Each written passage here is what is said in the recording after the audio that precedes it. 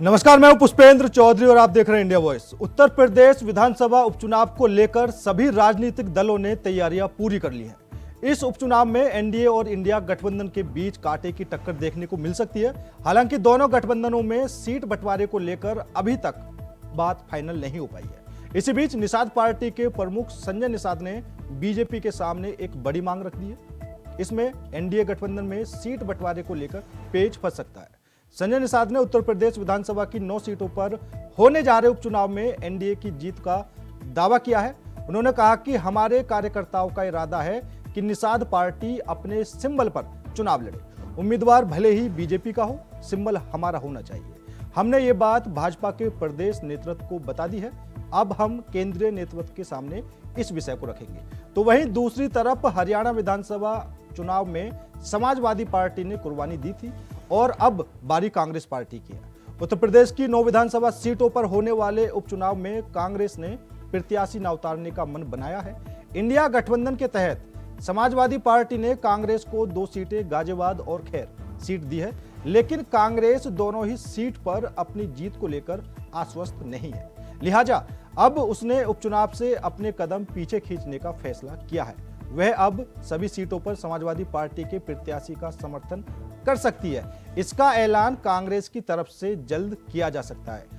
तो उत्तर प्रदेश में उपचुनाव को लेकर जिस तरीके से सियासी हलचल मची हुई है, अभी तक बीजेपी की तरफ से किसी तरह का कोई भी मंथन नहीं चल रहा था। हालांकि वो उम्मीदवारों को लेकर जरूर सीएम योगी भी मीटिंग कर रहे थे और जो बीजेपी के बड़े नेता हैं वो भी मीटिंग में नजर आ रहे थे।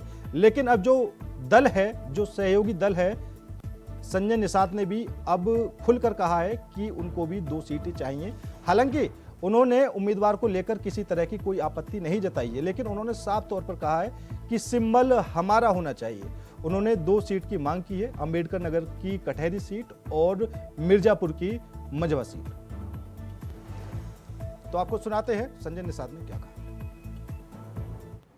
का मंशा था कि निषाद पार्टी अपने सिंबल पर चुनाव लड़ेगी और भारतीय जनता पार्टी को बताकर, चूंकि भारतीय बड़ा सहयोगी दल है, भले प्रत्याशी उनका हो लेकिन सिंबल हमारा होना चाहिए, ये इनका था। इस बात को प्रदेश नेतृत्व से बता दिया, अब केंद्रीय नेतृत्व से जाके बताने जा रहे हैं। निश्चित रूप से भाई बड़े अभिभावक हैं, बड़ी पार्टी, हम लोग एनडीए के पार्टनर हैं, तो उनको बातें बताना जरूरी है, अपने कार्यकर्ताओं की मंशा को बताना। क्योंकि हम लोग पिछली बार सिंबल न मिलने की वजह से कई ढेर सारी सीटें, हम लोग 43 सीटें हार गए भाई, 1 सीट पे। तो आज निषाद पार्टी का हक पहले भी दिए, आज भी दे, और कल हम लोग 9.5 सीट जीत कर हम लोग एनडीए के प्रत्याशी को जिताने के लिए काम। हाँ, वो पहले से मझवा और कटहरिया, चूँकि भारतीय जनता पार्टी ने पहले भी दे रखा था, एक जीता था और एक भोजन भरी थाली से, एक बहुत कम वोटों से हारा था, और जिसके वजह से हारे थे वो आज हमारे साथ हैं, इसलिए ये भी जीतेंगे। तो सुना आपने, संजय निषाद ने कहा कि बेशक उम्मीदवार बीजेपी को हो लेकिन सिंबल हमारा होना चाहिए। तो उत्तर प्रदेश में उपचुनाव को लेकर जो सभी पार्टियां मैदान में उतरी हुई हैं, एक तरफ इंडिया गठबंधन पूरी मेहनत के साथ इस उपचुनाव को जीतने की पूरी कोशिश करने से लगा हुआ है, लेकिन फिलहाल अगर आंकड़ों के हिसाब से देखा जाए तो सीएम योगी और समाजवादी पार्टी के मुखिया अखिलेश यादव दोनों की ही साख दांव पर लगी हुई है।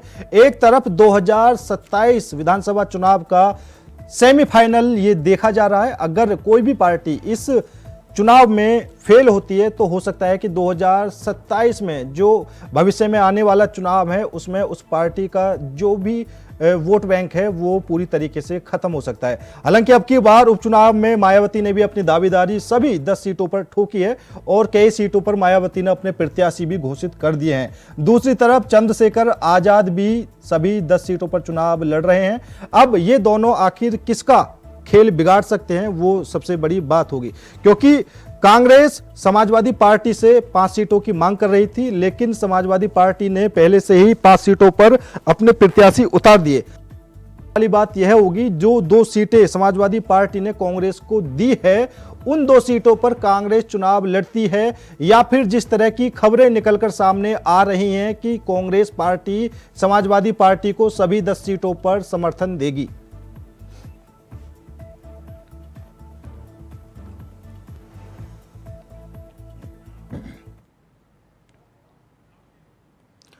और आज इसी मुद्दे पर करेंगे चर्चा।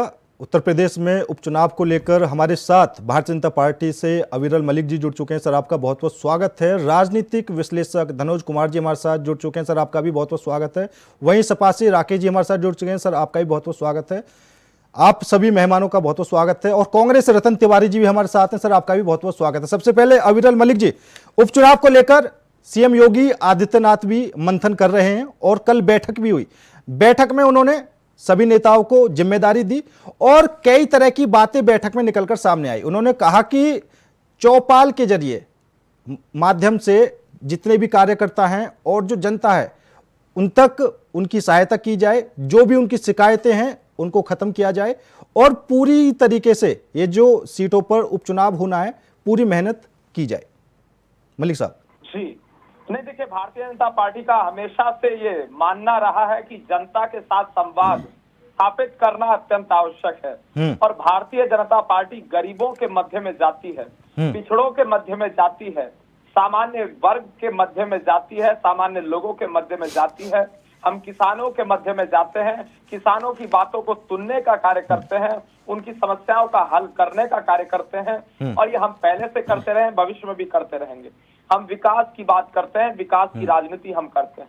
हमारे लिए इंफ्रास्ट्रक्चर डेवलपमेंट मुख्य मुद्दा होता है, डेवलपमेंट हमारा मुख्य मुद्दा होता है।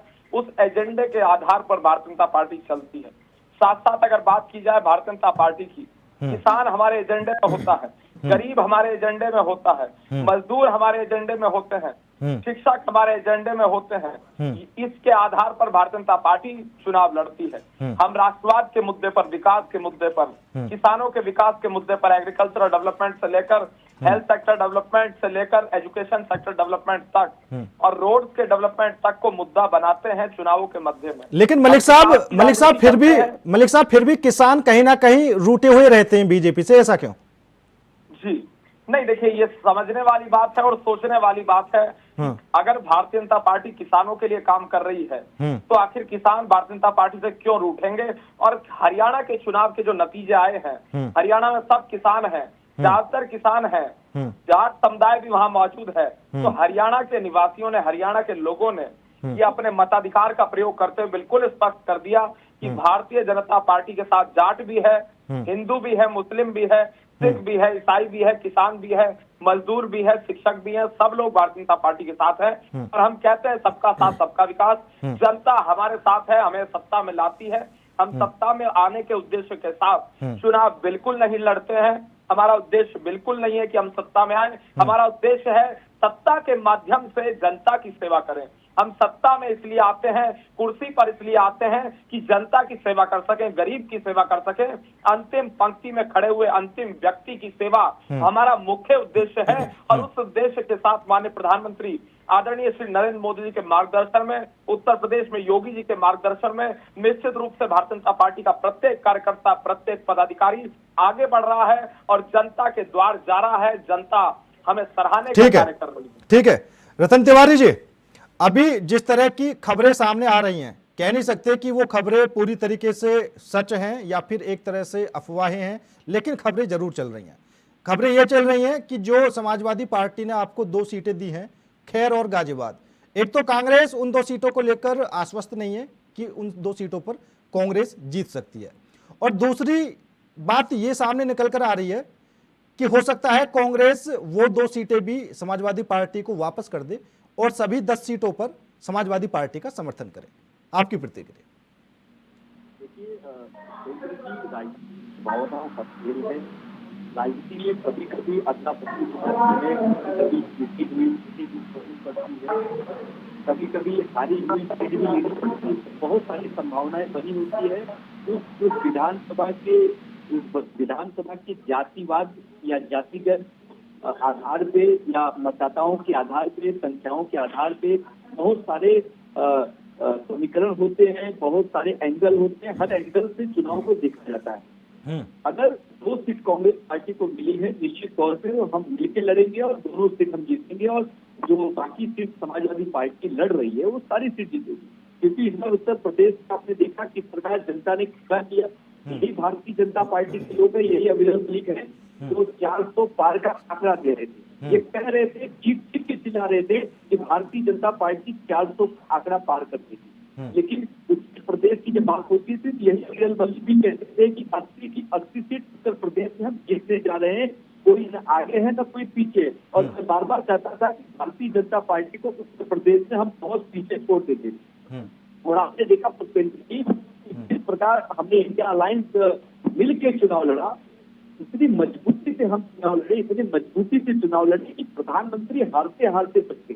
वो प्रधानमंत्री जो 7 से 8 लाख के अंतर से चुनाव जीतते थे, वो प्रधानमंत्री लगभग पीछे चल रहे थे, मात्र 1.5 लाख वोट से चुनाव जीते हैं। तो उसे जीतना नहीं, हम हारना कहते हैं। नहीं, बिल्कुल रतन तिवारी जी, आपकी बात बिल्कुल सही है। और लोकसभा चुनाव में जो बीजेपी को इंडिया गठबंधन ने टक्कर दी, टक्कर नहीं कह सकते, ये कह सकते हैं कि बीजेपी से भी ऊपर बढ़ चढ़कर जो मेहनत की और जो नतीजे आए वो वाकई काबिले तारीफ थे। लेकिन बीजेपी ने हरियाणा विधानसभा चुनाव में फिर वापसी करके कह सकते हैं कि बीजेपी ने भी अच्छी मेहनत की है। रतन जी, ठीक है, रतन जी सुन पा रहे हैं? हाँ रतन जी, मैं यही कह रहा हूं कि लोकसभा चुनाव में जिस हिसाब से नतीजे आए थे, इंडिया गठबंधन ने अच्छे से मेहनत की थी। और उत्तर प्रदेश के अंदर समाजवादी पार्टी और कांग्रेस ने मिलकर जो बीजेपी को टक्कर दी थी, हालांकि टक्कर से भी ऊपर कह सकते हैं, जिस हिसाब से मेहनत की थी, और बीजेपी को आधे से भी कम अंतर पर रोक दिया। लेकिन अब भारतीय जनता पार्टी ने हरियाणा में कह सकते हैं कि वापसी कर ली है। पुष्पेंद्र जी, हरियाणा का मतदाता क्या सोचता है, हरियाणा का समीकरण क्या है, वो हरियाणा की जनता तय करती है। वहाँ पे भी इंडिया अलायंस या कांग्रेस पार्टी को 39% वोट गिरे हैं और भारतीय जनता पार्टी को भी 39% वोट गिरे हैं। वहाँ पे भी हमारा वोट परसेंटेज बढ़ा है, वहाँ पे भी हमारी स्थिति बढ़ी है। तो हम मजबूत स्थिति में हैं। उत्तर प्रदेश की अगर बात की जाए तो उत्तर प्रदेश में जिस प्रकार इंडिया अलायंस का कॉन्फिडेंस बढ़ा है, जिस प्रकार हम मजबूत स्थिति में है, तो वहाँ पे भी हम जीतने जा रहे हैं। अब 10 के 10 सीट हम जीतने जा रहे हैं पुष्पेंद्र जी, इसमें कोई किंतु परंतु आगे पीछे कुछ नहीं है।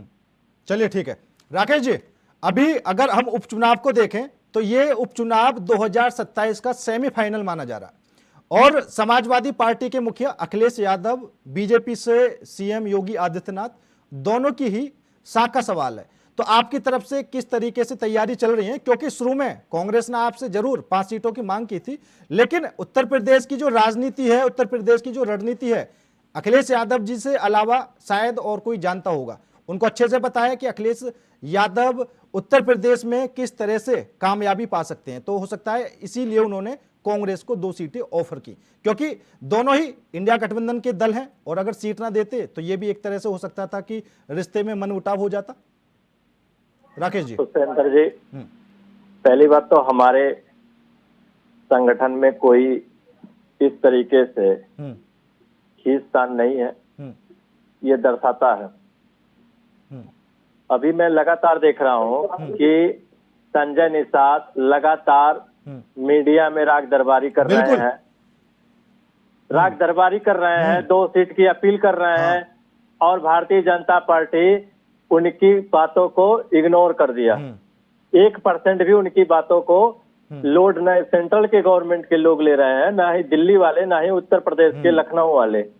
और वो अब मीडिया का सहारा लेकर एक जो है राग दरबारी का अलाप रहे हैं। अभी अरविंद मलिक जी ने कहा कि मैं एजुकेशन पे काम करता हूँ, सड़कें बनाने का काम करता हूँ, और तमाम इन्होंने गिनती कराया। मैं कह रहा हूँ कि एजुकेशन पे इन्होंने क्या किया? इन्हीं की दिल्ली की सरकार है, यूजीसी में 70% की कटौती कर दी, शिक्षा बजट में 7% की कटौती कर दी। ये जो है शिक्षा बेहतर करने हैं। तमाम ऐसे जनपदों में 45, 46 और 100 के आसपास प्राथमिक विद्यालय बंद करके ये साबित कर रहे हैं कि मैं शिक्षा पे काम कर रहा हूँ। इनका शिक्षा पे अगर काम किए होते तो आज देश जो है आग लगा होता। नफरत में जो देश चल रहा है, मलिक साहब जवाब दीजिए राकेश जी का। नहीं, सुन तो लीजिए पुष्पेंद्र जी, मैं कह रहा हूँ जो आज नफरत की आग लगी है, ये सिर्फ नफरत फैला रहे हैं। यही लखनऊ के चिन्हट में, लखनऊ के चिन्हट में निषाद समाज की 14 वर्षीय बेटी के साथ गैंगरेप करके हत्या कर दिया। हम गरीब का विकास कर रहे हैं। मैं कह रहा हूँ, पहले सुन लीजिए अब्रेल मलिक जी। अब्रेल मलिक जी, मैं 5 मिनट आपको सुना, मगर आप थोड़ा धैर्य रखिए। बोलिए। अब्रेल मलिक जी, यही निषाद बेटी चिन्हट की घटना है। इनके सरकार में अभी तक FIR नहीं हुई। यहाँ तक कि पीड़िता के परिवार मुख्यमंत्री से चिन्हट कितनी दूरी पे है। क्या मुख्यमंत्री जी थोड़ी सी संवेदना दिखाते? मिलने गए, आप नहीं तो मिलने गए तो बुला के मिलते। ये नहीं मिलेंगे। ये अमन गौतम जो लखनऊ में उनको पीट पीट के पुलिस कस्टडी में मार दिया गया, अभी कल की घटना हमारी जौनपुर शाहगंज में है, पुलिस कस्टडी में उसको मौत हो गई मजदूर की। तो ये जो बता रहे हैं टीवी पे बैठ के कि सारा चीज बहुत बेहतरीन है, वो ख्याली पुलाव खिलाओ पिलाओ, ये तो जनता इस बार आपको राकेश जी ठीक है, और आप जब उत्तर प्रदेश के चुनाव में आइए तब आपको समझ में आएगा। चलिए ठीक है राकेश जी। धनोज जी सुन पा रहे हैं? जी बिल्कुल। तो सबसे पहले तो आपकी जो 2 लाइनें रेडी रहती हैं वो, और उसके बाद जो आपसे सवाल है, अगर इंडिया गठबंधन के साथ ये चुनाव लड़ें कांग्रेस और समाजवादी पार्टी एक साथ रहकर, तब तो हो सकता है कि कुछ फायदा हो जाए, और अगर अलग अलग रहकर चुनाव लड़ने की जो प्रक्रिया है उसे पूरा करें तो क्या हरियाणा जैसा हाल होगा? बहुत बहुत धन्यवाद। मेरी आवाज आ रही है? बिल्कुल आ रही है आपकी। आप सभी को नमस्कार, तमाम पैनलिस्ट को, और 2 लाइन से शुरुआत करता हूं। अपने होने का दम भरना होगा। मैं सभी दल के लिए बोल रहा हूं।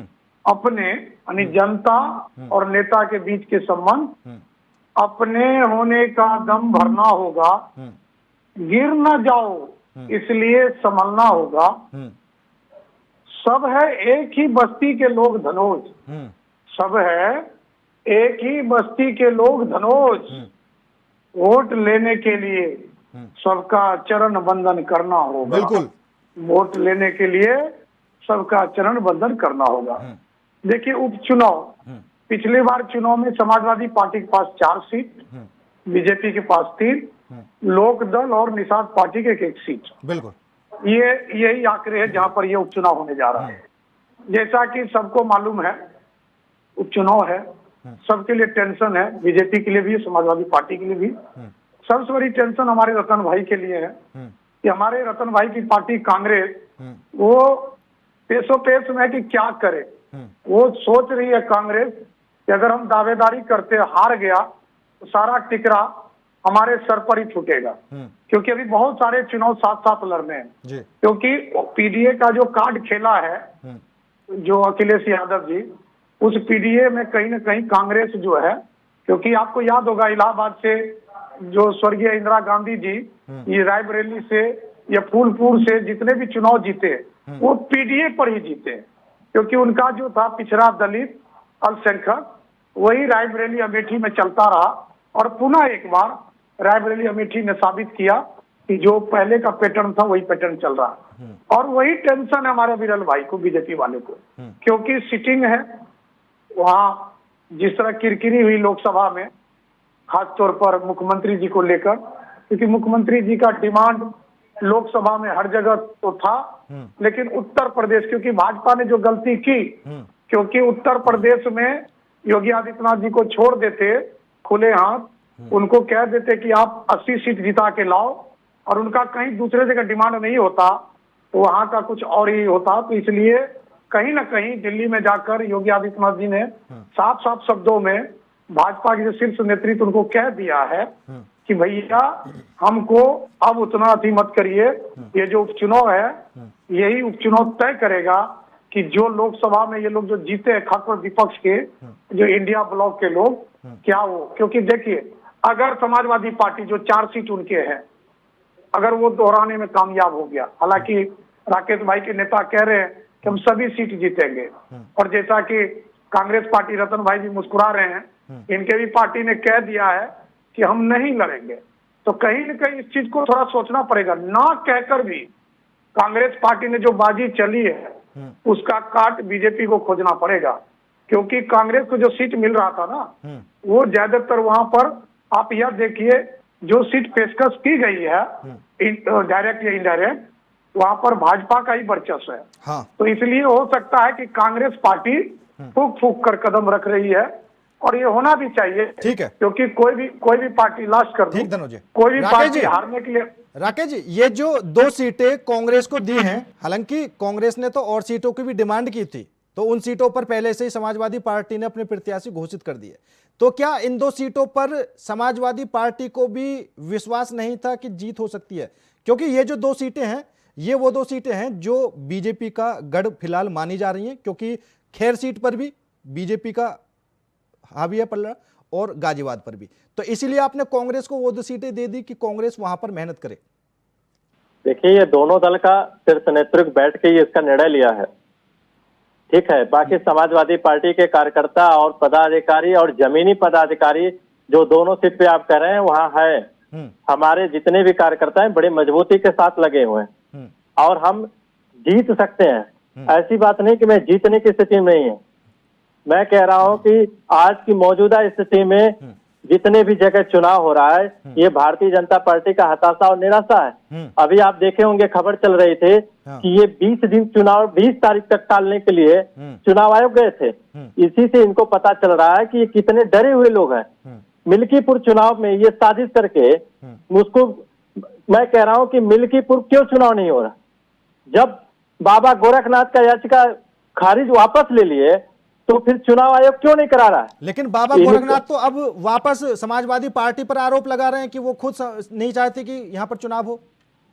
अच्छा, मैं कह रहा हूँ पुष्पेंद्र जी, चुनाव आयोग को करना है कि समाजवादी पार्टी को तो तारीख तय करनी है? तय तो चुनाव आयोग को करना है। बिल्कुल। चुनाव आयोग निष्पक्ष अगर होता तो 9 की 9 और 10 की 10 की सीटों पे करना, मगर ये भाजपा डरी हुई और भारतीय जनता पार्टी की सिर्फ चुनाव आयोग चल रहा है। चुनाव आयोग अगर इतना राकेश जी, आपको लगता है कि चुनाव आयोग निष्पक्ष नहीं है? बिल्कुल नहीं है। ऐसा क्यों? चुनाव आयोग अगर निष्पक्ष होता तो सारे एविडेंस अवधेश प्रसाद जी के वकील ने वहां पेश किया है, तो सारे एविडेंस जब होने के बावजूद भी मिल्कीपुर चुनाव क्यों नहीं? क्या मिल्कीपुर इतना प्रतिष्ठा बन गया भारतीय जनता पार्टी को कि पूरी सरकारी मिशनरी लगा के हरा के जीत के जो है ये साबित करना चाह रहे हैं कि मैं जीत गया हूं? चुनाव आयोग एक अलग मुद्दा है, लेकिन प्रतिष्ठा का सवाल तो है, बीजेपी का है देखिए, प्रतिष्ठा का सवाल है तो ये नहीं कि आप सत्ता के मस्त होकर जो है किसी भी पूरे अधिकारियों के। राकेश जी, लोकसभा चुनाव में फैजाबाद सीट बीजेपी के हाथ से गई है। अब उनके पास यही ऑप्शन है कि कैसे भी करके वो विधानसभा सीट तो अपने कब्जे में कर ले। मैं कह रहा हूं कि पिछड़ा दलित के बीएलओ, आपके चैनल पे भी चला होगा शायद वो खबर कि पिछड़ा दलित और मुसलमान के जितने भी कर्मचारी थे मिल्कीपुर विधानसभा से हटा दिया गया। क्या इससे चुनाव आयोग एक्शन लिया? पहली चीज। दूसरी चीज कि क्या आप इससे मान सकते हैं कि निष्पक्ष चुनाव ये उत्तर प्रदेश सरकार कराना चाहती है? उत्तर प्रदेश सरकार पूरी पुलिस तंत्र के साथ पूरी मिशनरी की ताकत लगाएगी मिल्कीपुर जीतने के लिए। फिर भी अभी उनकी अंदरूनी रिपोर्ट आ रही है कि मिल्कीपुर वो बहुत बुरी तरीके से हारने जा रहे हैं, इसलिए वो चुनाव आयोग में जाकर मिल्कीपुर का चुनाव अकेले कराना चाहते हैं। राकेश जी, आपका कहने का मतलब है कि पुलिस प्रशासन के साथ भी भारतीय जनता पार्टी चुनाव नहीं जीत सकती, लेकिन बीजेपी के खुद के नेता आला कमान से शिकायत करते हैं कि जो अधिकारी हैं, जो पुलिस वाले हैं, वो हमारी नहीं सुनते। मैं कह रहा हूं कि केवल बस पिछड़े जाति के जो विधायक सांसद हैं या नेता हैं, मलिक जी भले इससे इस बात का इग्नोर कर सकते हैं, मगर उनकी तो नहीं सुनी जाती है। मेरे जिले में भी पिछड़े दलित जाति के विधायक और मंत्री हैं, मैं देखता हूं थाने पर उनकी कितनी सुनी जाती है। वहीं मुख्यमंत्री जी के जाति के अगर हैं या आरएसएस मोहन भागवत जी के जाति के हैं तो उनके जाति को कप्तान और डीएम भी कैसे सुनते हैं, ये हम लोग को देख रहे हैं। मलिक साहब, यह जातिवाद हो रहा है क्या? जी, मैं जवाब देता हूँ राकेश की बात पर। देखिए, कहा थाने में नहीं जाती, तो सवाल पर एक बड़ा सुनवाई क्या है। सवाल नंबर 2 क्या कहेगा कि डीएम और एसपी और थानेदार ये पब्लिक सर्वेंट होते हैं, ये जनता के सेवक होते हैं, ये जनता के ऊपर कोई अधिकारी के रूप में नहीं बैठे हैं। इसीलिए जनता, यही जनता देख रही मलिक भाई, यही जनता देख रही है थानों का हाल। आपके थानों में एफआईआर नहीं लिखा जा रहा है, कैसे नंगानाथ हो रहा है, कहानी लिखा जा रहा है। बनिया के नरई थाने में 15 लाख रुपया प्रतिदिन वसूली किया जा रहा था। लिखती है 15 लाख प्रतिदिन, और कैसे नरई थाने को कैसे जो है दीवार फांद के पुलिस भाग रही थे, ये सारे लोग देख रहे हैं सोशल मीडिया के माध्यम से।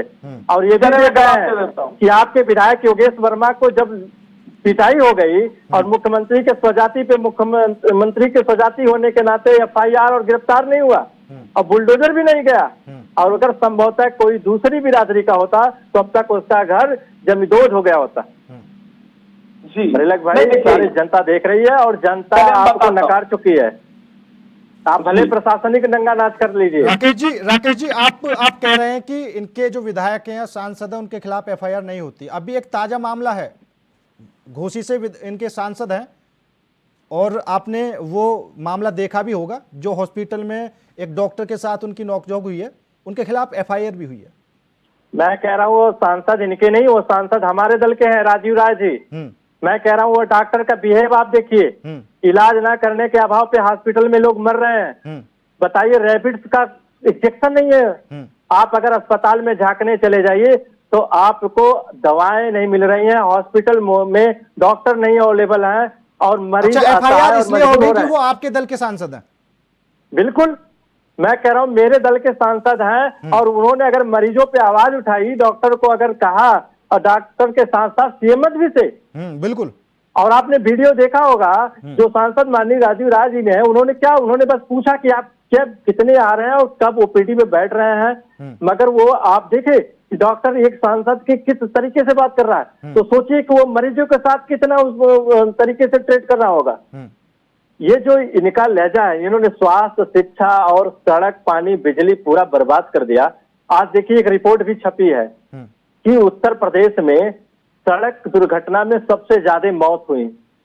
ये शायद अब्रेल मलिक जी को नहीं पता होगा। इन्हीं की सरकार जो है सेंट्रल को रिपोर्ट दी है। उत्तर प्रदेश में अब तक जो है महिला सुरक्षा में नंबर 1 है, रेप और हत्या में नंबर 1 है। ये कह रहे हैं कि मैं शिक्षा और स्वास्थ्य में बेहतर कर रहा हूँ। शिक्षा अगर स्वास्थ्य बेहतर करते तो आए दिन सोशल मीडिया पे वीडियो तैर रहा है कि कोई लाश लेकर जा रहा है कंधे पे, कोई ऑक्सीजन पकड़ के लेकर जा रहा है, कोई ओपीडी में घंटों घंटों इंतजार करके मर जा रहा है। और आपकी एकल विद्यालय, बिल्कुल, जो इस तरह की वीडियो हैं वो तो सामने आती रहती हैं और हमने भी कई बार देखा है। हालांकि जो ब्रजेश पाठक हैं स्वास्थ्य मंत्री, अब उनकी तरफ से कई बार दावे भी किए जाते हैं कि भाई हम निरीक्षण करने भी जाते हैं, लेकिन कभी इस तरह का नहीं देखने को मिला कि वो कभी किसी सामुदायिक स्वास्थ्य केंद्र में गए हों और वहां पर किसी डॉक्टर को उन्होंने सस्पेंड किया हो या लताड़ लगाई हो। वो निरीक्षण करके आ जाते हैं और फिर अगले दिन पता चलता है कि वहीं का वीडियो वायरल होने से लगा हुआ है। हालांकि जो उत्तर प्रदेश की सियासत है उसमें क्या कुछ चल रहा है, अब उपचुनावों पर सबका सबसे ज्यादा फोकस फिलहाल है। रतन तिवारी जी, अगर हम 2022 विधानसभा चुनाव की बात करें तो प्रियंका गांधी जी ने मुख्यमंत्री योगी आदित्यनाथ जी से ज्यादा रैलियां की थी। 203 रैलियां अगर योगी जी ने की तो 209 रैलियां प्रियंका गांधी ने की। अब मेहनत काफी की, उनके कार्यकर्ता भी लाखों की तादाद में हर रैली में देखने को मिले, उसके बाद में वो परिणाम उत्तर प्रदेश में नहीं निकल के आया जो आना चाहिए था। देखिए, सबसे पहली बात पुष्पेंद्र जी, उत्तर प्रदेश में हमारे जो वोट है वो कहीं न कहीं बिखर गए थे और हमने वो विधानसभा चुनाव को मद्देनजर रखते हुए हमने इंडिया अलायंस का एक महागठबंधन बनाया और उत्तर प्रदेश में हम दोनों में मिलकर चुनाव लड़ा। क्योंकि कहीं न कहीं अगर वोट बिखर रहा था तो हम दोनों पार्टियों का वोट बिखर रहा था। तो उत्तर प्रदेश की जनता ये चाहती थी कि समाजवादी पार्टी और कांग्रेस पार्टी मिलकर चुनाव लड़े, क्योंकि वहाँ का जो सेक्टर है वो सब कुछ सामने है, स्पष्ट है।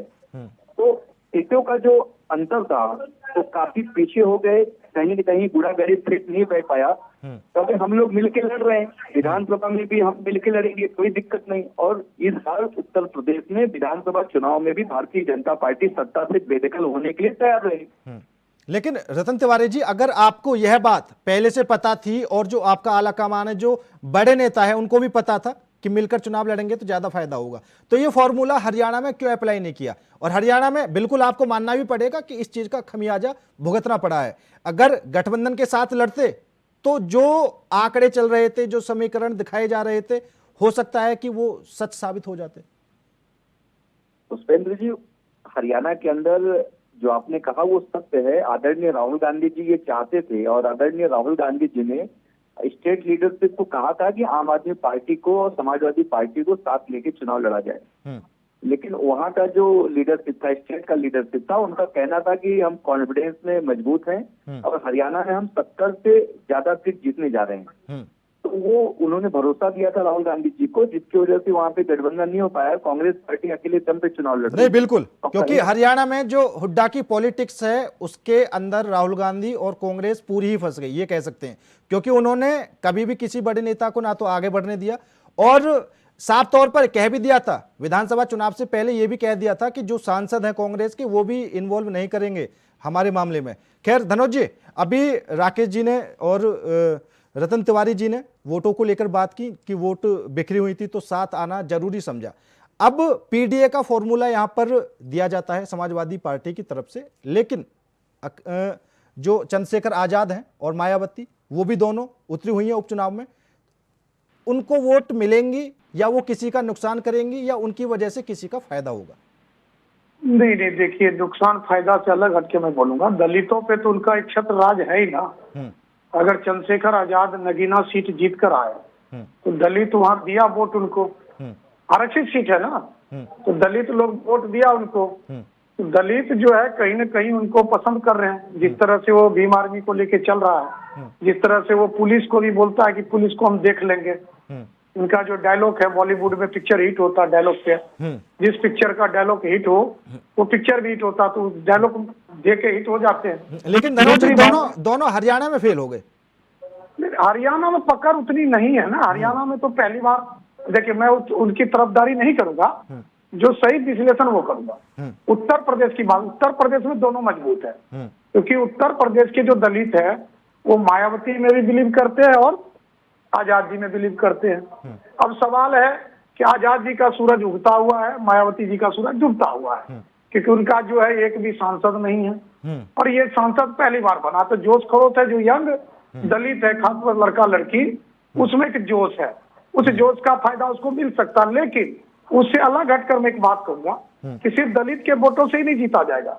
अगर दलित वोट नहीं दिया बीजेपी को, दलित वोट नहीं दिया समाजवादी पार्टी को, दलित वोट नहीं दिया मान लीजिए इन दोनों में से किसी को भी, तो समाजवादी पार्टी का भी पीडीए बिखरेगा और भाजपा को भी कहीं ना कहीं दलित। लेकिन जिस तरह से हरियाणा की बात कीजिए कि जैसे खरखंदा हरियाणा में जीतते थे कांग्रेस, दलित सीट है, दलित वोट है वहाँ, जिस तरह से उन्होंने दलितों को रिझाया और दलित लोग इनको वोट दिया, अगर वही समीकरण या मान लीजिए वही जो भी पॉलिसी इनकी है लागू हो गई या वहाँ ये कामयाब हो गए, तो फिर तो पीडीए को थोड़ा नुकसान होगा। और दूसरी बात एक जो मैं कहना चाहता हूँ रतन तिवारी जी के लिए, खासतौर उनकी पार्टी के लिए, कि ये अगर एक भी सीट पर नहीं लड़ती है तो कहीं न कहीं समाजवादी पार्टी को लिए भी खतरा है। पूछिए क्यों? क्योंकि इनके नेता कार्यकर्ता पार्टिसिपेट नहीं करेगा, क्योंकि कार्यकर्ता में ये होता है कि कहीं ना कहीं कांग्रेस की अगर एक भी सीट होगा तो उनको लगेगा कि हाँ सीट है तो चलो लड़ते हैं। अगर मान लीजिए सिर्फ समाजवादी पार्टी सारे सीट पर लड़े और कांग्रेस ना लड़े, तो समाजवादी पार्टी को अगर कांग्रेस के किसी लीडर की जरूरत पड़ेगी तो वो लीडर इसलिए नहीं जाएगा। ये मेरा अपना अनुमान है, बिल्कुल सही बात है। मैंने बिहार में भी देखा है, कांग्रेस एक बार लड़ी और कांग्रेस को मान लीजिए जो बिखरा हो गया था, तो उस तरह से कोई पार्टी कांग्रेस का बड़ा नेता नहीं गया मंच पर। और धनोज जी एक बात और सबसे बड़ी निकलकर सामने आती है कि अगर कोई पार्टी चुनाव हार जाती है, इतना दुख नेताओं को नहीं होता जितना कार्यकर्ताओं को होता है। नहीं, मैं वही तो कह रहा, कार्यकर्ता ही चुनाव लड़ते, नेता को क्या लगता, नेता तो मस्त है एकदम। बिल्कुल। एक बात राकेश अहीर जी ने एक बात कहा, देखिए जो कार्तिक पूर्णिमा का महीना है 13 से लेकर 20 तक एक मेला लगता है, इनको भी पता है, हमारे राकेश अहीर जी को भी पता है कि भाजपा ने क्यों कहा है कि भाई डेट आगे बढ़ाओ। वो इसलिए कहा क्योंकि वो मेला 13 से 20 नवंबर तक चलती है, बहुत तगड़े स्टाइल में चलती है, दूर दूर से लोग आते हैं। वो सारे लोग जो है इन्हीं के उत्तर प्रदेश के ही लोग हैं, वो मेला में इन्वॉल्व रहेंगे। तो मान के चलिए कोशिश यह रहती है कि सभी लोग जो है वोटिंग करे, जिस इलाके में वोट है वोट करे। जहां अभी हो रहा है चुनाव 3-4 जगह, कानपुर और ये जो है ये सब उसमें इन्वॉल्व हो जाता है। ये कार्तिक पूर्णिमा में 3 विधानसभा प्रभावित हो जाते हैं, तो इसलिए हो सकता है हर चीज को राजनीति से जोड़कर नहीं देखना चाहिए, क्योंकि वहाँ के जो लोग हैं कार्तिक पूर्णिमा में, क्योंकि इनको पीडीए का भी वोट चाहिए, तो उसमें हिंदू भी है, उसमें मान लीजिए दलित भी है, तो दलित भी पूजा करते कार्तिक पूर्णिमा में, वो भी स्नान करने जाते हैं सुबह सुबह। और स्नान करने के चक्कर में अगर वोटिंग रह गया उस डेट में, तब क्या होगा, तो कहीं ना कहीं वोट का भी हनन होता है। बिल्कुल सही बात है। राजनीतिक पार्टी का दायित्व है कि वहाँ के जनता को वोटिंग में पार्टिसिपेट करवाए, ये पॉलिटिकल पार्टी का जिम्मेदारी है। ठीक है धनुष जी। मलिक साहब, अभी लोकसभा चुनावों में जो देखने को मिला था और कई तरह की चर्चाएं भी चली थी कि उत्तर प्रदेश के अंदर बीजेपी का जो आला कमान है उन्होंने योगी जी की नहीं मानी। योगी जी जो चाहते थे वो उत्तर प्रदेश के अंदर नहीं हुआ। योगी जी के मन के हिसाब से टिकट नहीं दिए गए। ओम प्रकाश राजभर जैसे नेता जो बीजेपी के खिलाफ कभी भी बयानबाजी कर देते हैं उनको भी शामिल रखा। तो क्या अब यही वजह है संजय निषाद 2 सीटों की मांग कर रहे हैं? हालांकि मिर्जापुर की जो मंझवा सीट है उन पर तो उनका हक है ही और वो सीट मेरे हिसाब से दे देनी भी चाहिए। अगर आप आरएलडी को मीरापुर सीट देते हैं, क्योंकि आरएलडी का वहां पर विधायक था चंदन चौहान, वो जीतकर सांसद बन गए। इसी तरह मंझवा सीट पर भी उनका विधायक था, वो भी सांसद बन चुके हैं। तो इस हिसाब से तो आपको सीट देनी चाहिए। लेकिन बात वही आ जाती है, योगी जी की जो रणनीति है वो अपनी रणनीति के हिसाब से वही करना चाहते हैं। अब की बार एकदम फ्रीडम। जी नहीं, देखिए, जहां तक भारतीय जनता पार्टी का विषय है, भारतीय जनता पार्टी पूर्ण रूप से संगठित है, पूर्ण रूप से मजबूत है। हमारे कार्यकर्ता सब एकजुट हैं, किसी नेता में कोई समस्या नहीं है। और ये 2 पार्ट ये वो प्रकार की अफवाह फैलाई जाती, ये सब बेबुनियाद है। ये सब अपने आधार पर सब मनगढ़ंत बातें करते हैं। भारतीय जनता पार्टी का प्रत्येक नेता, प्रत्येक कार्यकर्ता, प्रत्येक पदाधिकारी, प्रत्येक व्यक्ति, प्रत्येक विधायक, सांसद, मंत्री, मुख्यमंत्री, सब लोग एकजुट हैं। किसी प्रकार की कोई समस्या भारतीय जनता पार्टी में, एनडीए में नहीं है। अब समस्या है कहाँ? इंडी गठबंधन, इंडी वालों के साथ समस्या है। इंडी वाले तोड़फाड़ हो चुके हैं। इंडी गठबंधन समाप्त होने की कगार पर। हरियाणा में इंडी गठबंधन ध्वस्त हो गए। उत्तर प्रदेश से उपचुनाव इंडी गठबंधन ध्वस्त होने की कगार पर स्पष्ट रूप से नजर आ रहा है। जिस प्रकार से अखिलेश यादव बयान आता कि वो चाहेंगे गठबंधन के साथ चुनाव लड़ा, अब चाहेंगे तक वो पहुंच चुके हैं। कांग्रेस पार्टी की कोई रुचि नहीं है चुनाव लड़ने में। तो स्पष्ट रूप से नजर आ रहा है जनता के इनका कोई वोट बैंक है। जनता इन्हें पसंद नहीं करती है, आधार का नहीं है। ये वोट बैंक तलाशते रहते, ये वोट बैंक पर करते रहते, लेकिन सारे वोट बैंक के ध्वस्त पे हैं क्योंकि इन्होंने तोड़ने की बात की है। हम जोड़ने की बात करते हैं, हम समाज को एक सूत्र में पिरोने की बात करते हैं। ठीक है।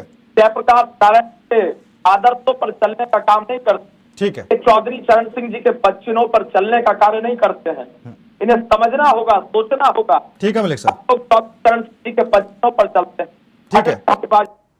ठीक है तिवारी जी, अभी सवाल यही उठता है क्योंकि उत्तर प्रदेश में जिस हिसाब से मजबूती देखने को मिल रही है, अभी एक मुद्दा और चला हुआ है।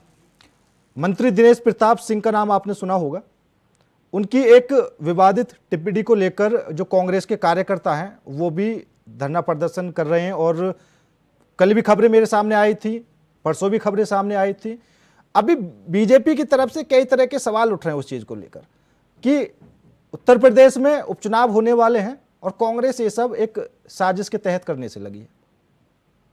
देखिए, मैं पहले बता दिया, किंतु परंतु क्या चल रहा है उस पर नहीं जाना है। सनोज जी बोले कि कांग्रेस पार्टी नहीं लड़ती है तो ये हो जाएगा। सनोज भाई, आपकी चिंता लाजमी है और आपकी चिंता को हम लोग अपने हृदय में स्थान देते हैं और कांग्रेस पार्टी को जितनी भी सीट मिलेगी हम लड़ने के लिए तैयार हैं, चाहे 2 सीट मिले चाहे 1 सीट मिले। आपको पता है कि इंडिया अलायंस की जब पहली बैठक हो रही थी नीतीश कुमार जी के नेतृत्व में पटना में, तो उस पटना में पहले ही भाषण में राहुल गांधी जी ने ये जाहिर कर दिया था कि हम हर कुर्बानी देने के लिए तैयार हैं और हम अड़ियल रवैया नहीं अपनाएंगे। जैसी जहां हमारी स्थिति होगी उसी स्थिति और परिस्थिति के हिसाब से हम चुनाव लड़ेंगे। और उसका नतीजा भी सामने आया कि हमने अड़ियल गिरी हमने नहीं दिखाई। और चाहे उत्तर प्रदेश की बात हो, चाहे महाराष्ट्र की बात हो, चाहे जहां की बात हो, हम लोगों ने बहुत संयम से, समझदारी से चुनाव लड़ा और कांग्रेस पार्टी 44 सीट से 99 के आंकड़े को पार कर ली। तो कहीं ना कहीं स्थिति बहुत अच्छी हुई है। महाराष्ट्र में हम 1 सीट पे थे, आपको भी पता है। महाराष्ट्र में 1 सीट पे कांग्रेस पार्टी 14 सीट लेके सबसे बड़ी पार्टी बनी।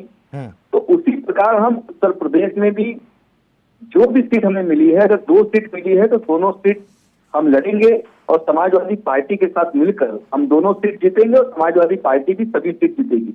क्योंकि वहां पे जो मुस्लिम मतदाता यही चाहता था, यादव मतदाता वही चाहते थे, ओबीसी वही चाहते थे, और कहीं ना कहीं ठाकुर ब्राह्मण के मतदाता हैं जो भारतीय जनता पार्टी से उनका मोह भंग हुआ है, जो भारतीय जनता पार्टी उनको लॉलीपॉप देने का काम करती थी, जो झुंझुना पकड़ाने का काम करती थी, वह उनका मोह भंग हुआ है। किसान बहुत परेशान हुए हैं, महिला परेशान हुई है, तो कहीं ना कहीं उसका खामियाजा भारतीय जनता पार्टी को पुष्पेंद्र जी मिलेगा और इंडिया अलायंस उत्तर प्रदेश में अच्छा प्रदर्शन करेगी। वाकई में सेमीफाइनल है, हम सेमीफाइनल लेके चल रहे हैं और सेमीफाइनल में हम अच्छा रिजल्ट दिखा के फाइनल में जाएंगे और फाइनल जीतने का पूरा काम करेंगे। और बिल्कुल, और रतन तिवारी जी, अगर ये 2 सीटें आपको मिली हैं और ये तो वेस्ट यूपी की सीटें, ये तो बहुत बड़ी बात है, क्योंकि वेस्ट यूपी में कांग्रेस इतनी मजबूत नहीं है।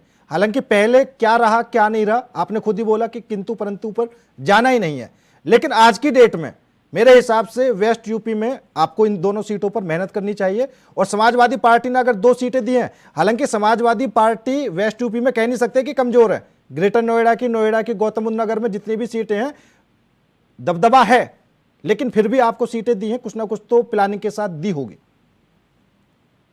पुष्पेंद्र जी, मैं वही बार बार कह रहा हूं कि कभी कभी जीती हुई सीट भी हमें छोड़नी पड़ती है, कभी कभी जो सीट पे हमें बहुत मजबूत होते हैं वो भी सीट छोड़नी पड़ती है।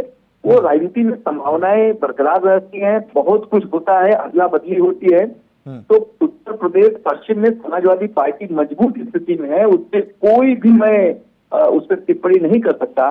लेकिन अगर पश्चिमी यूपी में अगर हमें 2 सीट मिली है तो निश्चित तौर पे हम वो दोनों सीट जीतने का काम करेंगे, अच्छे मार्जिन से जीतने का काम करेंगे। उत्तर प्रदेश में जो हमारी संख्या विधानसभा में बिल्कुल कम है, हम उस विधानसभा में अपनी संख्या बढ़ाने का काम करेंगे। ठीक है राकेश जी, जब लोकसभा चुनाव में फैजाबाद की सीट बीजेपी के हाथ से निकली तो कई तरह की बातें निकलकर सामने आई थी।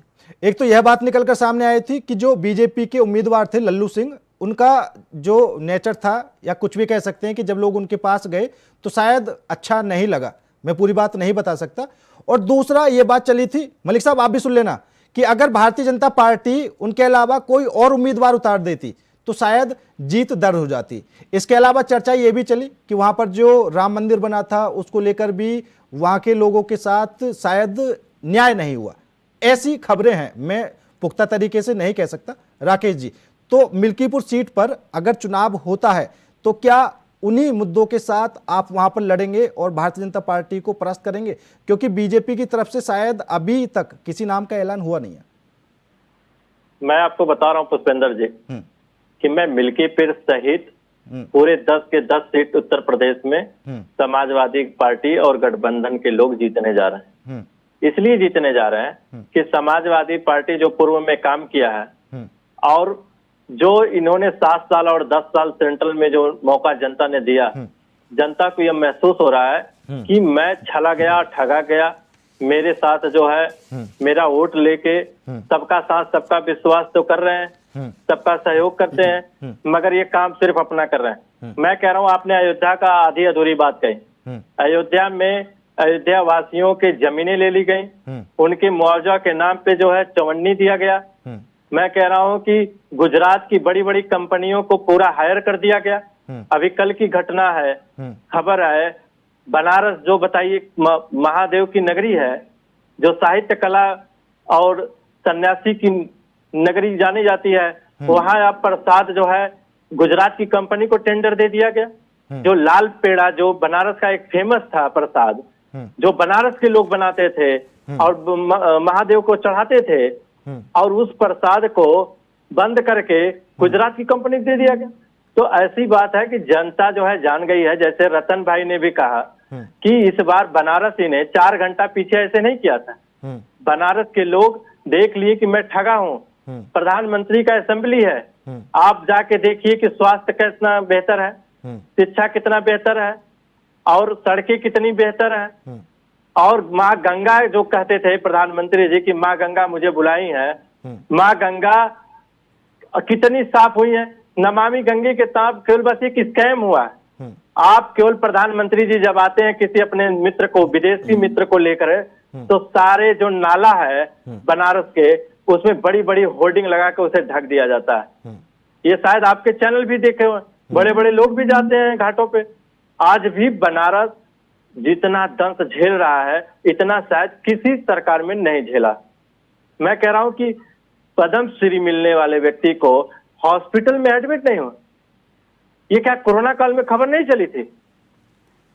ये मलिक भाई अभी शिक्षा स्वास्थ्य की केवल बस राग लाभ रहे हैं। हाँ। मगर इस देश में अगर देखा जाए लेकिन तो शिक्षा स्वास्थ्य कानून अगर सबसे बर्बाद हुआ है, राकेश जी पूरी बर्बाद करने की जिम्मेदारी इनकी है। राकेश जी, आज प्रधानमंत्री नरेंद्र मोदी वाराणसी गए थे और उन्होंने वहां पर आंखों के हॉस्पिटल का उद्घाटन भी किया है और कई तरह की परियोजनाओं का शिलान्यास भी किया है। हालांकि पहले क्या चीजें रहीं, बीजेपी की तरफ से कई बार कहा भी गया, कहा जाता रहा और कहा जाता रहेगा शायद कि वाराणसी को, इस चीज को लेकर जो विपक्ष है वो भी तंज मारता है कि वाराणसी को क्योटा बनाने की जो मुहिम थी, क्योटा तो नहीं बन पाई, शायद कुछ और बना दिया। ठीक है, अविरल मलिक जी, शायद आप अच्छे से जानकारी दे पाएंगे इस बारे में।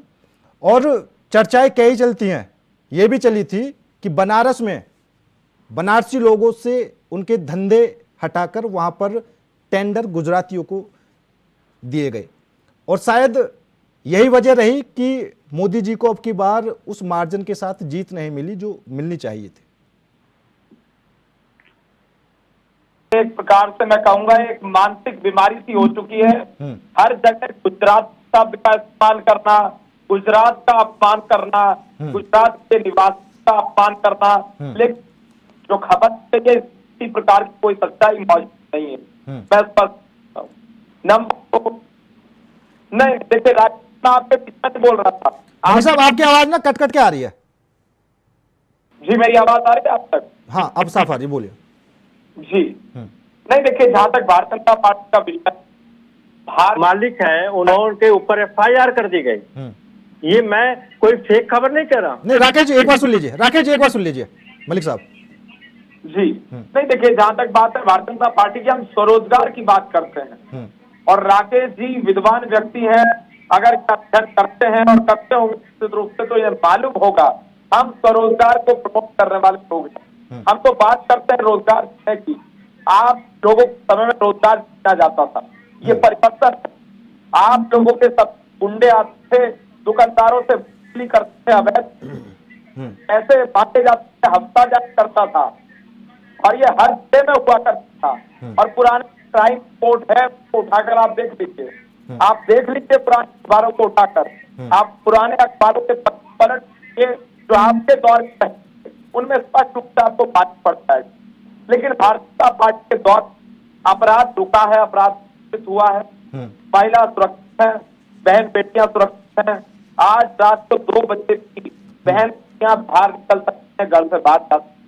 ये हमारी बड़ी उपलब्धि है। चलिए ठीक है, ठीक है, ठीक है धनोज जी, ये बात तो मैं भी मानता हूं कि उत्तर प्रदेश के अंदर योगी जी के आने से कानून व्यवस्था में तो सुधार हुआ है, क्योंकि मैं खुद ये चीज मानता हूं। और नोएडा से आगे जिस तरह का पहले गुंडाराज देखा जाता था तो शायद वो नहीं है, और अगर हम लोगों की राय लें तो ज्यादातर यही देखने को मिलता है।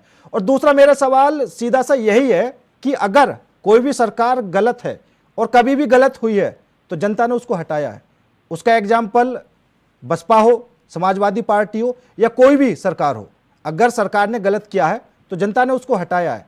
अब अगर विपक्ष के लोग सरकार पर किसी तरह के आरोप लगाते हैं तो वो किस हद तक ठीक है?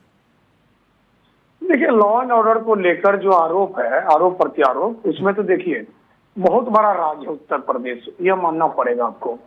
उत्तर प्रदेश राज्य बहुत बड़ा है और योगी जी को दोबारा जो चुना गया तो इसीलिए चुना गया क्योंकि उनके जो लॉ एंड ऑर्डर को करने वाला जो काम है वहाँ के लोगों को पसंद आया। अभी इस उपचुनाव में भी आपको ये चीज दिखाई देगा, क्योंकि मैंने प्रथम सत्र में यही कहा था कि लोकसभा में जिस तरह से इंडिया ब्लॉक ने अच्छा परफॉर्मेंस किया, वही परफॉर्मेंस दोहराने के लिए, क्योंकि उसके 4 विधायक सांसद बन गए। अब उन सांसद पर भी दायित्व है कि वहां से समाजवादी पार्टी जिनको टिकट दिया है उनको जिताना। क्या सांसद का परफॉर्मेंस सही है? ठीक उसी तरह भाजपा के विधायक बन गए हैं तो अभी तो मान लीजिए ज्यादा टाइम नहीं हुआ, लेकिन उस सांसद के ऊपर भी यह डिपेंड करता है। जैसे आपने दिया फैजाबाद का उदाहरण, फैजाबाद में एक गलती भाजपा ने किया, कैंडिडेट बदल देते हो, बिल्कुल वो मान लीजिए अविरल मलिक जी को ही ले आते हैं, तो मुझे लगता है कि ये दिन देखना नहीं पड़ता, क्योंकि एरोगेंस जो है ना किसी का भी, मान लीजिए कार्यकर्ता, पब्लिक, जो रहबर है, सांसद है, विधायक है, मैं उसको रहबर बोलता हूँ कलयुग इसमें लोकतंत्र में, वो अगर अपनी भाषा ठीक ना करे, वो मान लीजिए मिले ना, वो फोन ना उठाए, तो आक्रोश तो होगा ही। अगर मान लीजिए चौड़ीकरण में किसी का घर टूटा और वो गए सांसद के पास कि मुझे मुआवजा कम मिला, और ऐसे में सांसद ने उनको अभद्र भाषा का यूज करके वहां से भगा दिया, तो उसका तो परिणाम भुगत लिया सांसद ने, और साथ में भाजपा ने भी भुगत लिया। मुझे कहते हुए बेबाकी मैं किसी से वो नहीं करता।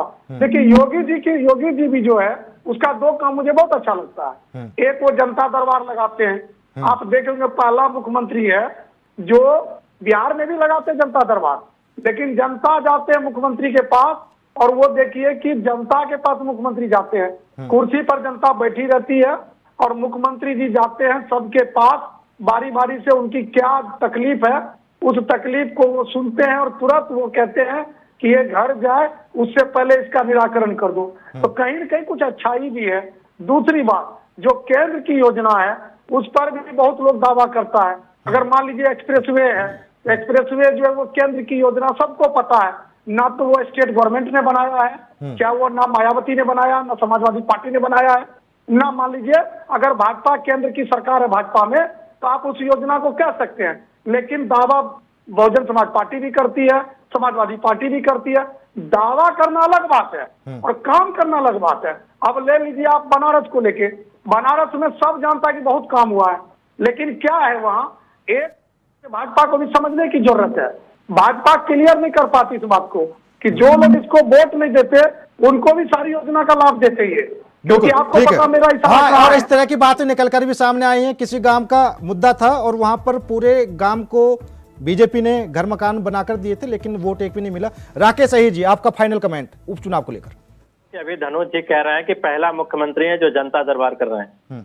धनुष जी, आपको मैं बता रहा हूँ, जब 12 से 17 माननीय अखिलेश यादव जी थे तो जनता दरबार लगाते थे, पहली चीज। दूसरी चीज, जो आप इतने ज्यादा सॉफ्ट कॉर्नर कर रहे हैं कि आगरा एक्सप्रेसवे या कोई एक्सप्रेसवे दावा समाजवादी ठोकती, समाजवादी पार्टी काम करके ठोकती है। इकाना स्टेडियम बना, इनकी तरह नाम और नेम प्लेट नहीं बदलती है। नहीं राकेश जी, हम तो राकेश जी मैं तो ये भी मानता हूं कि मायावती आज उत्तर प्रदेश में उनका कोई भी वजूद नहीं है, लेकिन नोएडा का विकास उन्होंने किया। नोएडा आज तक अच्छे से विकसित हुआ है, ये मायावती की देन है, लेकिन पार्टी नहीं आज उनकी। मैं कह रहा हूं, मैं दावे के साथ कर रहा हूं, मैं समाजवादी पार्टी के होने के नाते भी मैं दावे के साथ कर रहा हूं कि अगर बहुजन समाज पार्टी और समाजवादी पार्टी के काम को अगर देखा जाए तो उसके बाद भारतीय जनता पार्टी का एक भी काम आपको दिखाई नहीं पड़ेगा। मैं चैलेंज कर रहा हूं। चलिए राकेश जी, धनोज जी, अविरल मलिक जी, रतन तिवारी जी, आप सभी मेहमानों का बहुत बहुत धन्यवाद हमारे साथ इस खास चर्चा में जुड़ने के लिए। तो उत्तर प्रदेश में जिस तरह से उपचुनाव को लेकर सियासत गरमाई हुई है, अब देखने वाली बात होगी कि भारतीय जनता पार्टी की तरफ से कब उम्मीदवारों की लिस्ट जारी होगी और क्या कुछ आने वाले टाइम में परिणाम होंगे। फिलहाल मेरे साथ इस खास पेशकश में इतना ही। बाकी देश और दुनिया की तमाम खबरों के लिए देखते रहिए इंडिया वॉइस।